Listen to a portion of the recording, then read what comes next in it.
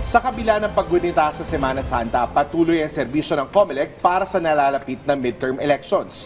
Kumustahin natin ang overseas online voting at ang kanilang mga paalala sa pangangampanya ngayong Holy Week.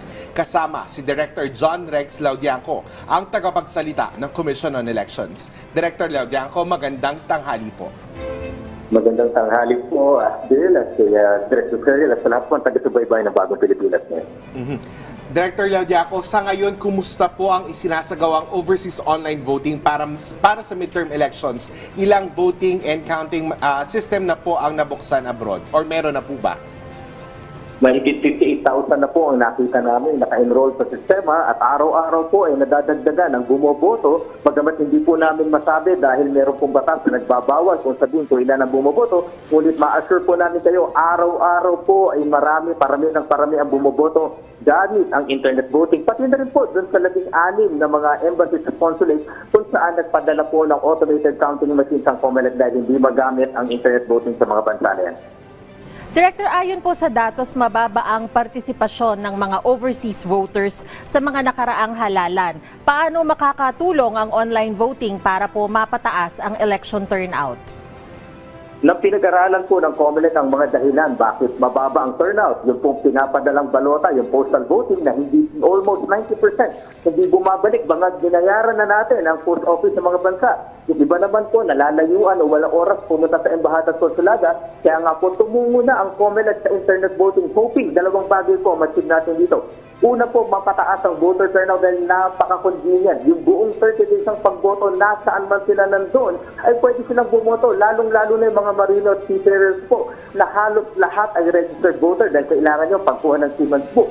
Ngunit dahil Mayo nga po ang ating halalan, summer, yung po yung kataasan ng shipping. Lahat po sila halos ay nasa barko, hindi makaboto. Ikalawang advantage po ng internet voting ay yung pagbaba ng gastos ng COMELEC. Nung nakaraang halalan po, 2022, gumastos po ng 470 million pesos ang COMELEC. Na ngayon po, ang kontrata lamang para sa internet voting ay 100 million pesos. Ito po ang dalawang advantages na nais nating makuha. Director, sa kanina po nabanggit ninyo na higit kumulang 50,000 lang yung enrolled sa online voting mula sa mahigit 1.2 million na overseas voters. Ano po yung ginagawang steps ng COMELEC para mahikayat pa yung ating mga kababayan abroad na mag-register sa overseas online voting? Or kung pwede pa po bang mag-register sa overseas online voting? Pwede pa po mag-enroll sa sistema ang ating mga kababayan, yung mga registered overseas voters. Hindi po tumitigil ang mga empleyado at ang mga kasamahan natin sa Department of Foreign Affairs na hikayatin sila na mag-enroll. Alam niyo po, kahit registered voter na kasi kailangan po mag-enroll sa sistema. Para po ito yung pag-enroll natin sa mga banking platforms. Kailangan po kasi makuha namin ng inyong larawan, yung inyong identification. Nang sa gayon, mabalidate sa listahan ng COMELEC na kayo po talaga yung nagnanais maging bahagi ng sistema.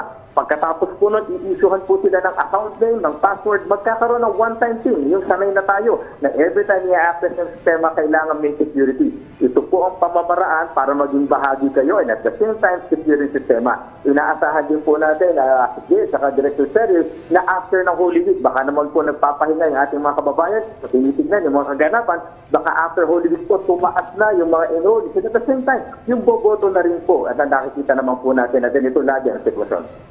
Director, ano naman po ang magiging epekto sa isinasagawang online voting sakaling maglabas po ng temporary restraining order ang Korte Suprema?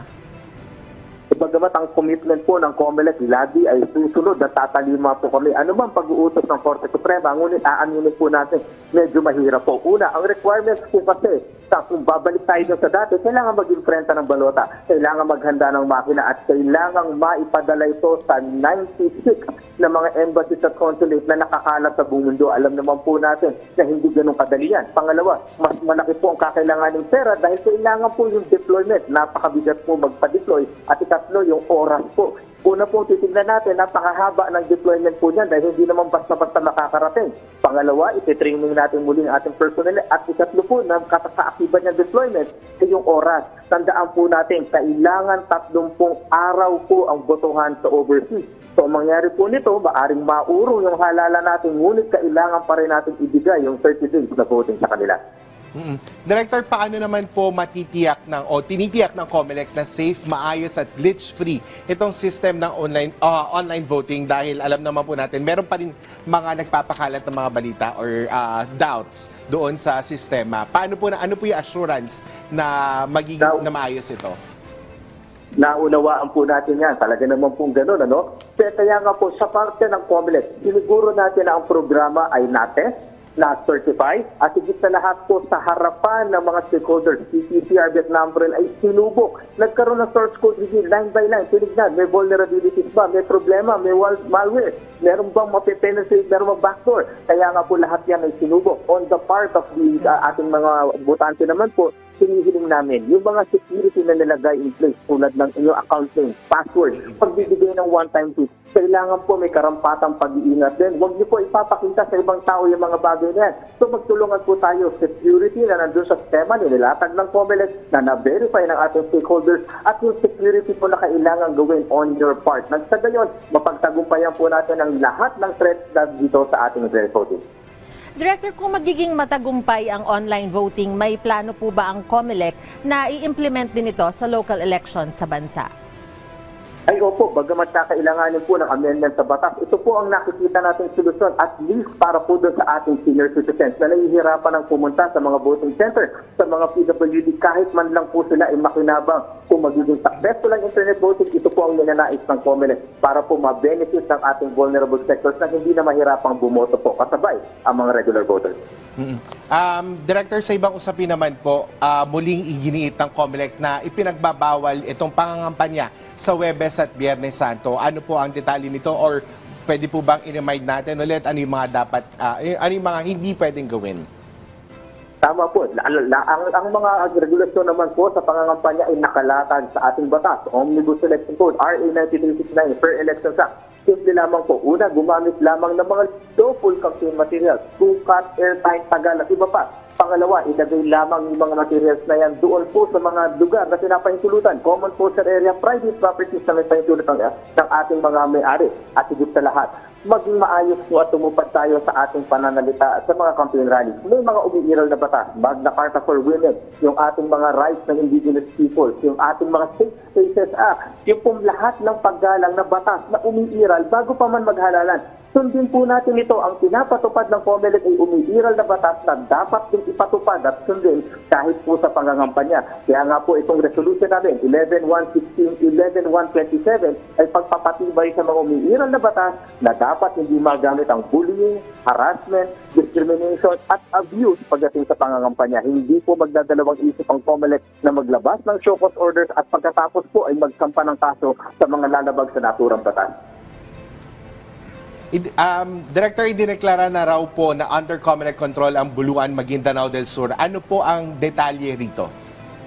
Tama po kayo. Sa ngayon po, 2 ng lugar ang nakadeklara under COMELEC control. Nauna na po ang Dato Odin Sinsuat pagkatapos po ng pagkamatay ng aming election officer at ilang karahasan na ganap doon. Dato Odin Sinsuat, Maguindanao del Norte. Kasunod nga po itong Buluan, Maguindanao del Sur. Dahil din po sa ilang karahasan na naganap mula pa po ng unang bahagi ng taon at itong most recently po na shooting incident. Ang goal po nito, pinapaalala natin sa kababayan natin, hindi po para takutin kayo. Ang tanging goal lang po ng COMELEC control ay siguraduhin na maisasagawa ang halalan ng maayos at ligtas sa May 12, 2025. Hindi po ito para pakialaman yung araw-araw na buhay ninyo o takutin ng electors. Asahan po ninyo ang lahat ng gagawin ng COMELEC para maging ligtas ang halalan. Maging ligtas kayo sa pagboto. Pati na rin po yung mga kandidato makampanya ng maayos at iba pang mga bahagi ng pangangampanya. Ito po kinakanta sa security. Director, mensahe o paalala nyo na lang po sa ating mga kababayan na nakatutok po sa atin ngayon. Sa ating mga kababayan po, bukod po sa pagsusuri sa mga kandidato, ito na po ang tamang panahon para magdesisyon tayo. Sino ba ang may qualification? Sino ba ang may kapasidad na maglingkod? Sana po gamitin natin ang kanilang mga pagkilos, ang kanilang ginagawa sa pangangampanya dahil ito ang magpapatunay kung kaya nilang tumupad sa batas, kaya nilang mag-akda ng batas at higit sa lahat kaya ba nilang makatapagpatupad na batas sa ating mga kandidato po. Nakabantay ang COMELEC, nakabantay ang taong bayan sa inyong pagtalima sa lahat po ng campaign rules and regulations. Ikapin po natin at sundin ng mga batas dahil po may consequences ang lahat ng paglabag ng resolution. Maaring magdulot ng filing ng criminal case at higit sa lahat, maaring magdulot ng inyong disqualification. Asahan niyo po ang tuloy-tuloy at transparent na paghahanda ng COMELEC sa lahat ng aspeto ng halalan. Maraming salamat po. Maraming salamat po sa inyong oras, Director John Rex Laudianco, ang tagapagsalita ng Commission on Elections.